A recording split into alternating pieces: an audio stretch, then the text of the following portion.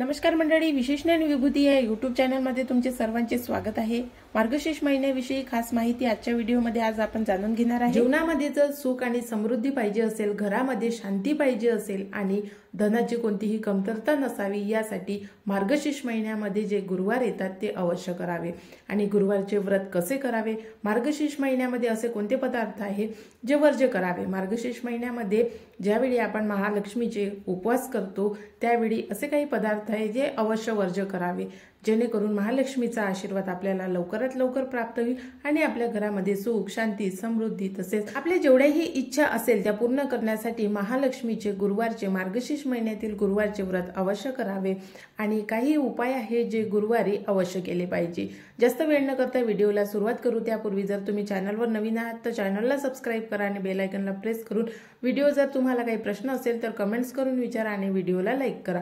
चला तर व्हिडिओला सुरुवात करू। हे जे पदार्थ आहे हे तामसिक पदार्थ आहे आणि हे पदार्थ मार्गशीर्ष महिन्यामध्ये वर्ज्य करावे। आणि जर तुम्ही व्हेजिटेरियन असाल तर काही हरकत नाही, आणि जर तुम्हाला नॉनव्हेज खायची सवय असेल तर मग तुम्हाला मार्गशीर्ष महिन्यामध्ये हे जे पदार्थ आहे ते वर्ज्य करावे लागेल। मार्गशीर्ष महिन्यामध्ये गुरुवार करायचे आहे, मग कोणते पदार्थ आपण वर्ज्य करावे तर मार्गशीर्ष महिन्यामध्ये आंबट पदार्थ जे आहे जसे लिंबू, संत्रा, चिंच यापैकी कोणतेही आंबट पदार्थ आहे, विशेष करून आवळा मार्गशीर्ष महिन्यामध्ये खाऊ नये। आणि कारण आपण लक्ष्मीचे उपवास करतो, लक्ष्मी आणि नारायणाचं म्हणजे विष्णूचा वास त्या आवळ्याच्या झाडामध्ये असते, म्हणून आवळा हा वर्ज्य करावा। आणि आंबट पदार्थ जे आहे ते मार्गशीर्ष महिन्यामध्ये वर्ज्य करावे। त्यानंतर जिरं सुद्धा मार्गशीर्ष महिन्यामध्ये वर्ज्य केलं जाते, खात नाही। तसेच मांसाहार आणि तामसिक पदार्थामध्ये अंडी येते, मच्छी येते। मार्गशीर्ष महिना संपल्यानंतर हे पदार्थ तुम्ही खाऊ शकता, पण मार्गशीर्ष महिन्याचे जर तुम्ही उपवास करत आहात तर हे पदार्थ अजिबात खाऊ नये। कारण महालक्ष्मीला प्रसन्न करण्यासाठी काही नियम पाळले जातात आणि त्यामुळेच महालक्ष्मी प्रसन्न होते। जर तुम्ही नियम पाळले नाही आणि उपवास केला तर त्या उपवासाचे फळ तुम्हाला मिळणार नाही। म्हणून मार्गशीर्ष महिन्यामध्ये हे जे पदार्थ आहे ते वर्ज्य केले जाते आणि त्यानंतरच महालक्ष्मीच्या उपवासाला सुरुवात होते। जर मागचे व्हिडिओ तुम्ही बघितले नसेल तर नक्की बघा। आणि एका कथेमध्ये मार्गशीर्ष महिन्याची मी गुरुवारची कथा सुद्धा सांगितलेली आहे आणि त्या कथेमध्ये तुम्हाला सांगितलेलं आहे, साक्षात महालक्ष्मीने सांगितलेलं आहे, एक स्त्री आपली जे तिची परिस्थिती आहे तर ती परिस्थिती दूर करण्यासाठी, गरिबी आहे, नवरा जवळ नाही आहे, मुलं नाही आहे, तर तिची परिस्थिती दुरुस्त करण्यासाठी ती महालक्ष्मीचं व्रत करते आणि महालक्ष्मी तिला प्रसन्न होते। कारण महालक्ष्मीच्या सर्व नियमांचं ते पालन करते। जरी एखाद्या व्यक्तीची परिस्थिती नसेल तरी तुम्ही नियमांचं पालन करून सुद्धा महालक्ष्मीचं व्रत धारण करू शकता आणि महालक्ष्मीला प्रसन्न करू शकता। व्रत कसं करायचं आहे तर याचे व्हिडिओ मी आपल्या चॅनलवरती टाकलेलेच आहे, पण आजच्या व्हिडिओमध्ये व्रतासोबत काही गुरुवारचे उपाय सुद्धा केले तर महालक्ष्मी आपल्याला प्रसन्न होईल आणि हे उपाय तुम्हाला आजच्या व्हिडिओमध्ये सांगणार आहे। पण त्याआधी हे माहीत असणे गरजेचे आहे की मार्गशीर्ष महिन्याची सुरुवात कधी आहे, म्हणजे मार्गशीर्ष महिना किती तारखेपासून सुरू होत आहे आणि कधी संपणार आहे। तसेच मार्गशीर्ष महिन्यामध्ये उद्यापन कोणत्या तारखेला कोणत्या दिवशी करायचे आहे। मार्गशीर्ष महिन्याची सुरुवात ही 14 डिसेंबर पासून होत आहे आणि मार्गशीर्ष महिन्याचा शेवटचा गुरुवार हा 11 जानेवारीला आहे। 11 जानेवारीला मार्गशीर्ष अमावस्या आहे आणि त्यानंतर मार्गशीर्ष महिन्यातील जे गुरुवार आहे त्याची समाप्ती होते आणि मार्गशीर्ष महिन्याचा हा शेवटचा गुरुवार आहे। म्हणजे आपल्याला याच दिवशी उद्यापन सुद्धा करायचं आहे। या दिवशी अमावस्या सुद्धा आलेली आहे आणि ही मार्गशीर्ष अमावस्या आहे, म्हणून या दिवशी तुम्ही खूप जास्त तुम्हाला जेवढी तुमची इच्छा असेल तेवढं दानपुण्य करू शकता। कारण मार्गशीर्ष महिन्यामध्ये केलेलं दानपुण्य आणि आपल्या शास्त्रामध्ये सांगितलंच आहे की अमावस्येला दानपुण्य करावं, त्यामुळे अमावस्येच्या दिवशी तुम्ही आपल्याला पाहिजे त्या गोष्टी दान करू शकता तुमच्या इच्छेनुसार। म्हणून जर उपवासाची सुरुवात करायची असेल तर आपल्याला 14 डिसेंबर पासून उपवासाची सुरुवात करायची आहे। पूजा विधी कशी आहे, काय आहे, मी याचे व्हिडिओ आपल्या चॅनलवरती टाकलेलेच आहे। 14 तारखेला उपवासाची सुरुवात करायची आहे आणि शेवट 11 जानेवारीला उपवासाचा शेवट आणि उद्यापन करायचे आहे। उद्यापना कसे करायचे याचा सुद्धा मी व्हिडिओ टाकणार आहे। आणि आपली आर्थिक परिस्थिती पाहून दान करावं, त्यामुळे तुम्हाला पुण्य लाभेल आणि महालक्ष्मीचा आशीर्वाद सुद्धा लाभेल। त्यामुळे उपाय कसे करायचे हे जाणून घेऊया। सर्वात आधी आपल्याला मार्गशीर्ष महिन्यामध्ये अशा काही वस्तू आहेत ज्या आपल्याला घरी आणायच्या आहे। कशासाठी तर मार्गशीर्ष महिन्यामध्ये धनप्राप्तीच्या उपायांसाठी।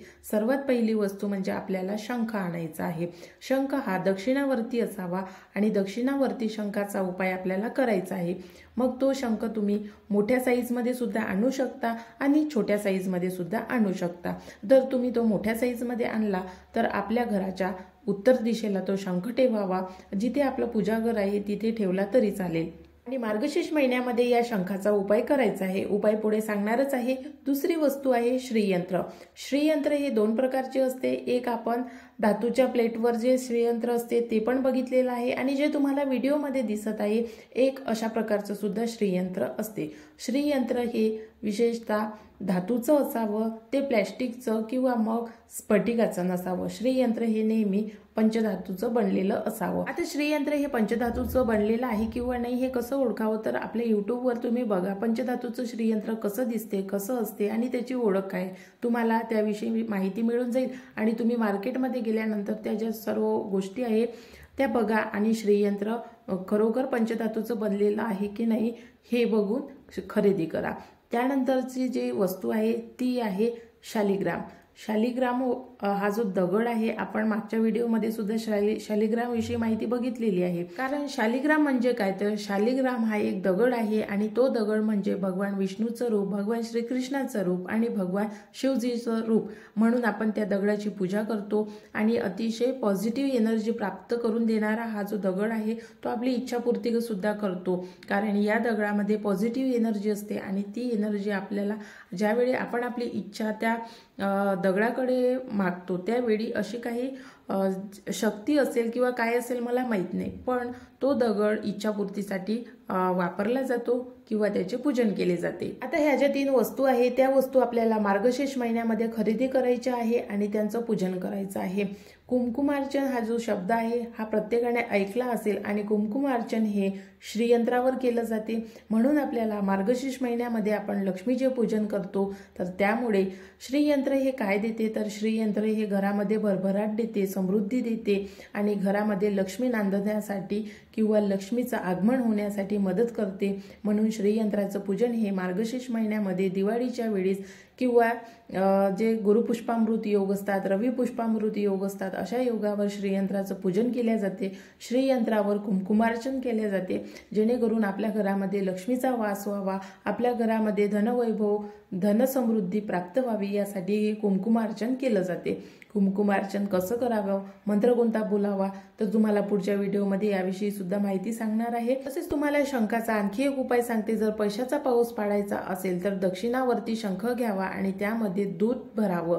कच्चं दूध असायला हवं आणि ताजं दूध असायला हवं आणि या दुधाने भगवान विष्णूचा अभिषेक करावा। आणि भगवान विष्णूचा अभिषेक कधी करावा, तर ब्रह्ममुहूर्तावर भगवान विष्णूचा अभिषेक केल्यामुळे तुम्हाला तुमच्यावर असं म्हणतात की पैशाचा पाऊस पडतो। म्हणजे तुम्हाला पैशाचा पाऊस म्हणजे खरोखरचा पाऊस पैशाचा पडत नसतो, पण जेही पैशाचे येणारे जे मार्ग आहेत, ज्या मार्गाने आपल्या घरामध्ये पैसा येतो ते जे मार्ग आहे ते सर्व खुले होतात आणि पैसे घरामध्ये येण्यास कोणत्याही प्रकारची अडचण होत नाही। म्हणून याला पैशाचा पाऊस पाडणे म्हणतात। आणि म्हणून मार्गशीर्ष महिन्यामध्ये आपण महालक्ष्मीचे उपवास करतो, तर त्यासोबतच पूजनामध्ये आपण श्रीयंत्रावर कुमकुमार्चन करावं, हा पहिला उपाय आहे। त्यानंतर कुमकुमार्चन कसं करावं, मंत्र कोणता बोलावा, तर मी तुम्हाला पुढच्या व्हिडिओमध्ये याची माहिती सांगणार आहे, त्यामुळे चॅनलला सबस्क्राईब करून ठेवा। म्हणून ब्रह्ममुहूर्तावर कच्च्या दुधाने दक्षिणावर्ती शंखाने विष्णूचा अभिषेक करावा आणि हा जो मुहूर्त असतो किंवा ही जे वेळ असते ही खरोखर दैवी शक्ती प्राप्त करणारी असते। जर तुम्ही या वेळेमध्ये जर रोज उठत असाल आणि ध्यान साधना वगैरे करत असाल, ब्रह्ममुहूर्ताचं जे विधान आहे आपल्या हिंदू धर्मामध्ये, आपल्या हिंदू संस्कृतीमध्ये खूप जास्त आहे आणि असं म्हणतात की ब्रह्ममुहूर्तावर सर्व देवांगणाचा हा जो काळ असतो तो ब्रह्ममुहूर्त असतो, म्हणून आपली जेही इच्छा असेल ती या मुहूर्तावर पूर्ण होते। सर्वात आधी आपल्याला मनाची, तनाची आणि आपल्या घराची स्वच्छता करायला हवी, जेणेकरून महालक्ष्मीने आपल्या घरामध्ये वास करावा। यासाठी ह्या ज्या गोष्टी आहेत त्या गोष्टी वर्ज्य करावा आणि मार्गशीर्ष महिन्यामध्ये काही पदार्थ जे तुम्हाला सांगितलेले आहे जे तामसिक पदार्थ आहे। तामसिक पदार्थ म्हणजे काय, तर ज्या पदार्थामधून उग्र असा वास येतो, त्यामध्ये लसूण सुद्धा येते, कांदा सुद्धा येते, तर हे जे पदार्थ आहे, अद्रक सुद्धा येते, हे जे पदार्थ आहे तामसिक पदार्थ आहे। तर या पदार्थांचा मार्गशीर्ष महिन्यामध्ये अवश्य वर्ज्य करावे, सेवन करू नये। त्यानंतरचा उपाय हा आपल्याला शालिग्रामचा उपाय करायचा आहे।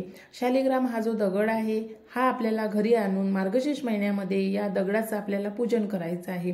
आता पूजन केल्यानंतर याचा उपाय कसा करायचा आहे, तर मार्गशीर्ष महिन्यामध्ये शालिग्राम विकत आणावा, त्याचं पूजन करावं, विधिवत पूजन करावं आणि हा जो शालिग्राम आहे याला आपल्या पूजन घरामध्ये पूजास्थानी स्थापित करावं.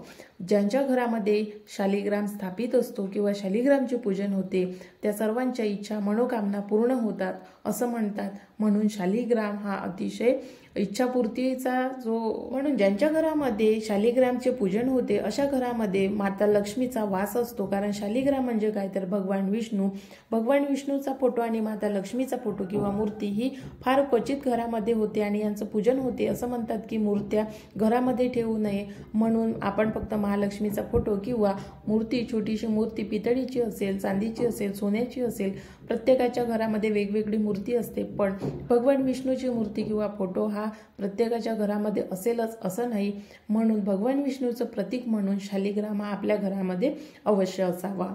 पवित्र, शक्तिशाली किंवा इच्छा पूर्ण करणारा दगड आहे, म्हणून या दगडाचं पूजन करायला हवं. आणि कारण तुम्ही जर याचे नैसर्गिक गुणधर्म बघितले असेल तर याचे नैसर्गिक गुणधर्म हे तुम्ही गुगल सर्च करा, गुगलवर शालिग्रामची विशेष माहिती येते, तर ती माहिती वाचा. याचे नैसर्गिक गुणधर्म काय आहे, ह्याच्या नैसर्गिक गुणधर्मामुळे हा दगड पवित्र, शक्तिशाली आणि पूजनीय बनतो.